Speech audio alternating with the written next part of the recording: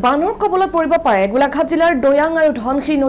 নদী কাষৰীয়া লোক নাগালেণ্ডৰ দৈয়াং বান্ধৰ পানীৰ পৰিমাণ বৃদ্ধি পোৱাৰ পিছত নিপকোৱে খুলি দিছে দুখনকৈ গেট দৈয়াং বান্ধৰ জলাশয়ৰ পানীৰ স্তৰ বিপদসীমাৰ 324 মিটাৰ ওপৰলৈ বৃদ্ধি পোৱাৰ ফলতে নিপকোৱে এৰিছে পানী দৈয়াং আৰু ধনশিৰি নদীত মাছ ধৰা গা ধোৱা সাঁতোৰা আদি কাৰ্যৰ পৰা নৈপৰীয়া ৰাইজক আঁতৰি থাকিবলৈ জিলা প্ৰশাসনে আহ্বান জনাইছে বানৰ কবলত পৰিব পাৰে গোলাঘাট জিলাৰ দৈয়াং আৰু ধনশিৰি নদীৰ নৈ কাষৰীয়া লোকসকল নাগালেণ্ডৰ দৈয়াং বান্ধৰ পানীৰ পৰিমাণ বৃদ্ধি পোৱাৰ পিছত নিপকোৱে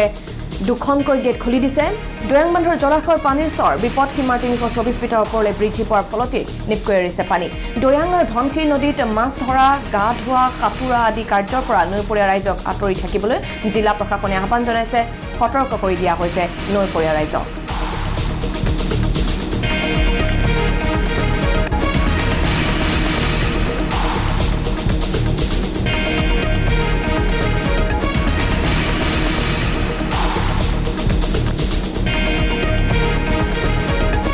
আৰু ইতিমধ্যে প্ৰশাসনৰ তৰফৰ পৰা সতৰ্ক কৰি দিয়া হৈছে নদীত মাছ ধৰা গা ধোৱাত নিষেধাজ্ঞা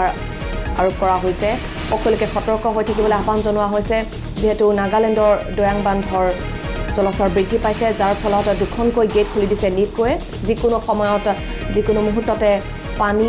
বাঢ়ি অহাৰ সম্ভাৱনা গতিকে ৰাইজক সতৰ্ক কৰি দিয়া হৈছে প্ৰশাসনৰ তৰফৰ পৰা দৈয়াং আৰু ধনশিৰি নদীত মাছ ধৰা গা ধোৱা সাঁতোৰা আদি কাৰ্যৰ পৰা নৈপৰীয়া ৰাইজক আঁতৰি থাকিবলৈ জিলা প্ৰশাসনে আহ্বান জনাইছে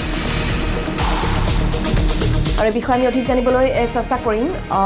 গোলাঘাটৰ চিনিয়ৰ ব্যুৰ চিফ সমীৰণ দিগন্ত এই মুহূৰ্তত আমাৰ সৈতে ফোন লাইনত সংযুক্ত হৈছে সমীৰণ যিকোনো মুহূৰ্তত পানী বৃদ্ধি পাব পাৰে বানপানী হ'ব পাৰে গতিকে ৰাইজক প্ৰশাসনৰ তৰফৰ পৰা সতৰ্ক কৰি দিয়া হৈছে নিপকোৱে দুখনকৈ গেট খুলি দিছে আমি আপোনাৰ পৰা এই সন্দৰ্ভত অধিক জানিব বিচাৰিম সমীৰণ সকলো লোক সাৱধান হৈ থকাটো ভাল বিশেষকৈ দৈয়াং আৰু ধনশিৰি নদীৰ যিখিনি নৈ কাষৰীয়া লোক আছে সেইখিনি সাৱধান হৈ থকাটো ভাল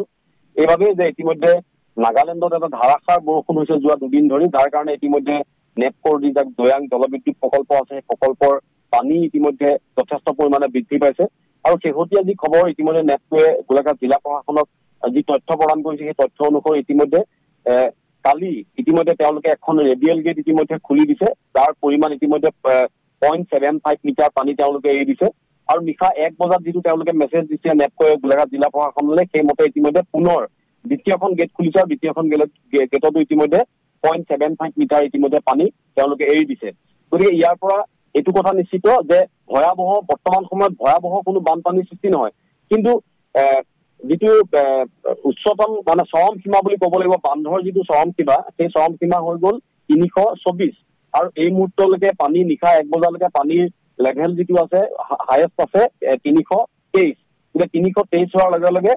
দুখন গেট ইতিমধ্যে 0.75 কে খুলি দিয়া হৈছে গতিকে যদিহে 324 মিটাৰ পাৰ হৈ যায় তেতিয়াহ'লে অভাৰফ্ল' হ'ব আৰু পানী নিজে নিজে ওপৰৰ পৰা বাগৰিব সেই তেতিয়া কিন্তু এটা ভয়াৱহ পৰিস্থিতিৰ সৃষ্টি হ'ব গতিকে সেই ভয়াৱহ পৰিস্থিতিটো অহাৰ পূৰ্বে ইতিমধ্যে নেপকোৱে তেওঁলোকে এটা হিচাপত ৰেডিয়েল গেট ইতিমধ্যে খুলি তাৰ পৰা অতিৰিক্ত পানীটো পাৰ কৰাৰ ব্যৱস্থা কৰিছে আৰু যাৰ কাৰণে ইতিমধ্যে গোলাঘাট জিলা প্ৰশাসনক অৱগত কৰাৰ পিছতে জিলা প্ৰশাসনে দুইখন নৈ কাষৰীয়া লোক মানে দৈয়াং আৰু ধনশিৰি নদীৰ যিসমূহ কাষৰীয়া লোক তেওঁলোকক নদীলৈ যিকোনো কাৰণত যাবলৈ মানা কৰিছে বা নদীত গা ধোৱা সাঁতোৰা মাছ মৰা এনেধৰণৰ কাৰ্য নকৰিবৰ কাৰণে ইতিমধ্যে আহ্বান জনাইছে কাৰণ 2019 চনৰ নেপকোৱে পানী এৰি দিয়াৰ পিছত যি ধৰণৰ এটা বিভীষিকাময় পৰিৱেশৰ সৃষ্টি হৈছিল তেনেধৰণৰ পৰিৱেশ যাতে সৃষ্টি নহয় তাৰ কাৰণে নেপকো আৰু সমান্তৰালভাৱে গোলাঘাট জিলা প্ৰশাসন সম্পূৰ্ণ সতৰ্ক হৈ আছে সকলো বিভাগক ইতিমধ্যে সতৰ্ক কৰি থৈছে কিন্তু যদিহে নাগালেণ্ডত বৰষুণৰ পৰিমাণ নকমে এনেদৰে বৃদ্ধি পাই থাকে তেতিয়াহ'লে কিন্তু হয়তো সেই 19 চনৰ যি ভয়াৱহ পৰিৱেশ সেই পৰিৱেশো সৃষ্টি হ'ব পাৰে সেইটো কোনো নুই কৰিব নোৱাৰে কিন্তু তাৰ আগতেই কিন্তু এইবাৰ যথেষ্ট সতৰ্ক হৈ আছে ৰাইজক সতৰ্ক কৰি দিছে কিন্তু আমি হয়তো নিশা 1 বজাৰ পিছত পুনৰ আকৌ 12 বজাত আমি দিনৰ 12 বজাত আমি গম পাম যে নেপকৰ ৱাটাৰ লেভেল 324 ক্ৰছ কৰিছে নে নাই কৰা বা তাৰ তলত আছে যদি তলত থাকে তেতিয়াহ'লে সকলো লোক ঠিকে থাকিব পাৰিব যদি 324ৰ ওপৰ হৈ যায় তেতিয়াহ'লে কিন্তু নৈপৰীয়া মানুহে কিন্তু লাহে লাহে সেই নৈ কাষৰ ঘৰবিলাকৰ পৰা তেওঁলোক লাহে লাহে কিন্তু আঁতৰি যাব লাগিব কাৰণ নহ'লে 19 চনৰ সেই বিভীষিকাময় পৰিৱেশ হ'ব যেহেতু ধনশিৰি নদীত বৰ্তমান পানী এনেও বাঢ়ি আছে নৰ্মেল বাঢ়ি আছে কাৰণ বৰষুণ দি আছে গতিকে আৰু তাৰ পৰা অতিৰিক্ত পানী যেতিয়া আহি যাব তেতিয়া স্বাভাৱিকভাৱে বানপানীৰ সৃষ্টি হ'ব পাৰে মেদিনী সমীৰণ আপোনাক ধন্যবাদ জনাইছোঁ এই সন্দৰ্ভত আমাক অধিক খবৰ দিয়াৰ বাবে আৰু ইতিমধ্যে আমি জনাইছোঁ প্ৰশাসনৰ তৰফৰ পৰা সজাগ কৰি দিয়া হৈছে নৈৰ পৰা ৰাইজক সাৱধান কৰি দিয়া হৈছে নদীত মাছ ধৰা গা ধোৱা সাঁতোৰা আদি কাৰ্যৰ পৰা বিৰত থাকিবলৈ সকলোকে আহ্বান জনোৱা হৈছে যিহেতু নিপকৈ দুখনকৈ গেট খুলি দিছে যিকোনো সময়তে পানী বৃদ্ধি হ'ব পাৰে গতিকে